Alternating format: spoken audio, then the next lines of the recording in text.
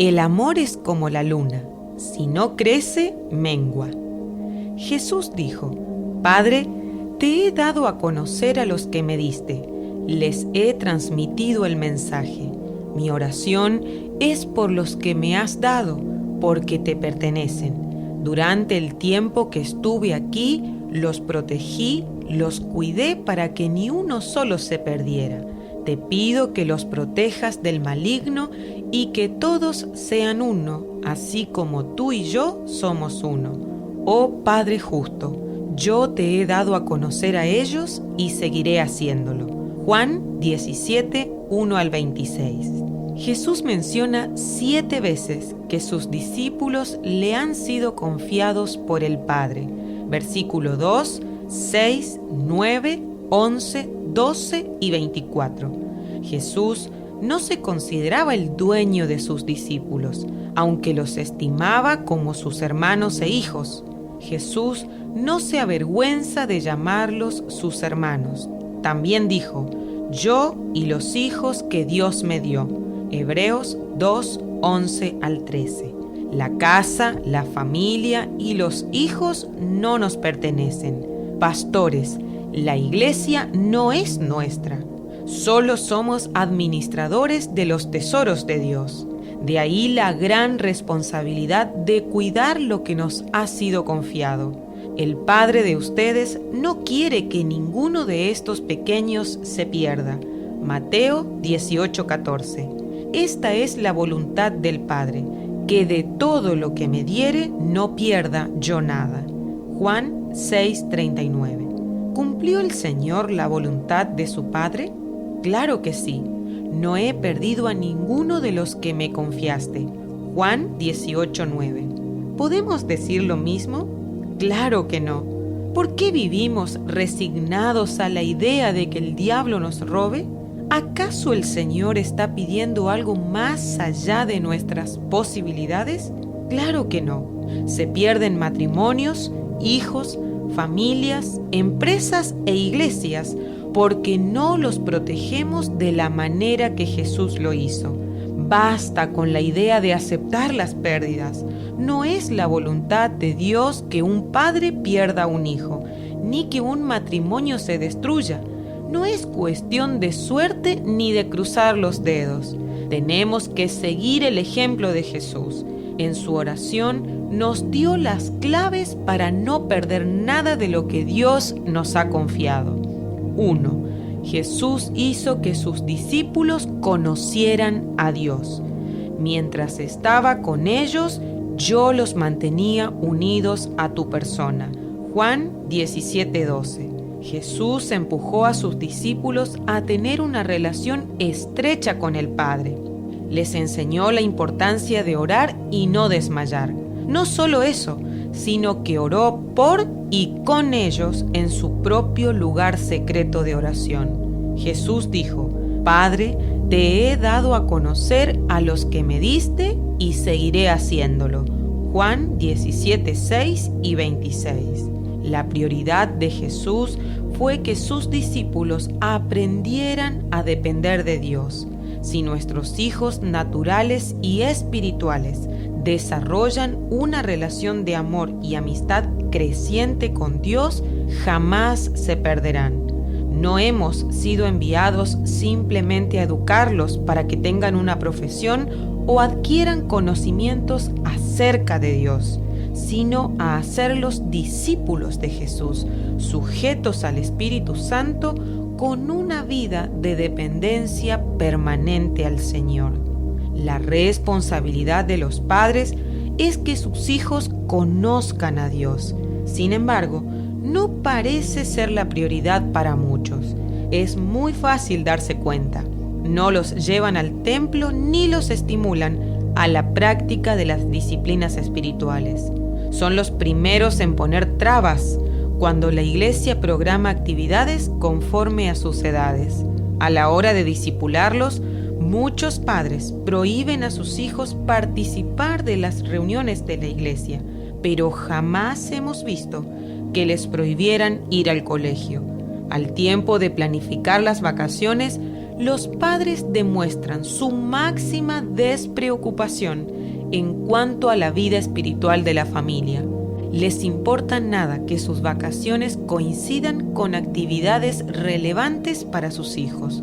Algunos padres consideran un gasto innecesario incluir en el presupuesto mensual el costo de un campamento, retiro, brigada o congreso. Sin embargo, no tienen miramientos a la hora de endeudarse para proveerles el último y más caro celular o zapatillas de marca. Esos mismos padres son los que a la postre, entristecidos, se preguntan por qué sus hijos se han vuelto rebeldes y están lejos de Dios. El problema es que nunca los estimularon a que buscaran a Dios y jamás tomaron en cuenta los consejos de sus líderes en relación a este tema. Es lamentable, pero lo único que parece interesarles es que sus hijos estudien. Por supuesto que está bien que lo hagan, pero nunca a expensas de una vida espiritual raquítica, una carrera profesional, un nombre de prestigio y ni siquiera una vida religiosa alcanzarán para que se salven. Algunas experiencias sobrenaturales no alcanzan, tampoco vivir en una atmósfera de milagros. Lo único que garantizará que no se pierdan es que vivan unidos a Dios por medio de la comunión diaria, y eso se aprende de la mano de padres que aman y temen al Señor. 2. Jesús hacía vigilias de oración por sus discípulos. Mientras yo estaba con ellos, velé por ellos. Ninguno de ellos se perdió. Juan 17:12.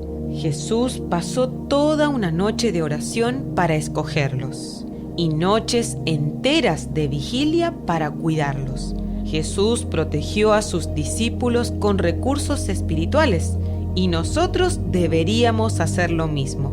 ¿Has visto a un padre hacer vigilias de oración en favor de su familia? ¿Con cuánta frecuencia un pastor ayuna y hace vigilias de oración por su iglesia? Con razón tenemos tantas pérdidas. Esdras ordenó ayunar y velar espiritualmente por los hijos. Dio órdenes de que todos ayunáramos. En oración le pedimos a Dios que nos protegiera, tanto a nosotros como a nuestros hijos. Así que ayunamos y oramos intensamente para que nuestro Dios nos cuidara. Y Él oyó nuestra oración. Esdras 8, 21 al 23. Esdras veía promesas y mucho potencial en los niños. Sabía que había un gran futuro en ellos y para la nación. Sin embargo, en lugar de pedir la ayuda del ejército nacional, ruega por la ayuda del cielo. ¿Y cómo le fue? Dios escuchó su oración. Esdras seguramente recordaba el cántico de David. Unos confían en sus carros de combate, otros en sus caballos, pero nosotros confiamos en Dios. El Señor siempre responderá a nuestro llamado cuando le pidamos ayuda. Salmo 27 al 9. Padres, ¿están orando y ayunando por sus hijos? ¿Han hecho vigilias por la familia? Maestros de niños, ¿están ayunando por los niños que Dios les ha confiado? Si el ayuno combinado con la oración otorga poderosas victorias en batallas que son imposibles, ¿cuánto más se logrará al sumar las vigilias? 3. Jesús oró fervientemente por sus discípulos. Jesús intercedía por sus discípulos cuando estaba en la tierra y sigue haciéndolo ahora que está en el cielo. Jesús sigue intercediendo en favor de ellos. Hebreos 7:25. Presta atención a la expresión Jesús sigue, lo que significa que su ministerio de intercesión no comenzó en los cielos, sino en la tierra. Cuando Cristo vivió en la tierra, oró llorando y suplicando a gritos, y Dios respondió a sus oraciones. Hebreos 5:7. La Biblia afirma que Jesús pasó noches enteras en vigilia y oración, intercediendo con gritos y lágrimas. La pregunta que nos cabe es: ¿lo hizo en favor de sí mismo? No, porque nunca hizo un milagro en beneficio propio. En el huerto dijo: ¿no sabes que podría pedirle a mi Padre que me enviara 12.000 ángeles y me los enviaría al instante? Mateo 26:53. Considera además que Jesús no tenía pecado para confesar ni error que lamentar, tampoco incredulidad para dominar o falta de amor para superar. Entonces, ¿por qué oraba tanto y tan intensamente? Jesús no buscaba alguna cosa de Dios, pues lo tenía todo. Incluso dijo que su Padre siempre lo escuchaba. Juan 11:42. No existía un interés personal en sus tiempos de oración, sino el deseo profundo de disfrutar de la comunión con el Padre e interceder por aquellos a quienes Él le había confiado. Una reflexión final. Jesús guió a sus discípulos a depender del Padre hasta el último día que estuvo en la tierra. Les enseñó el mensaje que el Padre le había dado. Oró por ellos y con ellos. Pasó noches en vela orando e intercediendo con gritos y lágrimas. Con razón pudo decir que no había perdido a ninguno. Y con razón nosotros no podemos decir lo mismo. No es cuestión de sentarse pasivamente esperando que nuestros hijos no se pierdan y nuestra familia permanezca anclada al Señor. El deseo de Dios es que nada se pierda, pues entonces trabajemos para su gloria y en unidad a Él. No empleemos estrategias humanas, sino herramientas espirituales empuñadas con el poder del Espíritu Santo. Si hacemos por los nuestros lo que Jesús hizo por sus discípulos, podremos decir lo que Él dijo: no he perdido a ninguno de los que me confiaste. Juan 18:9.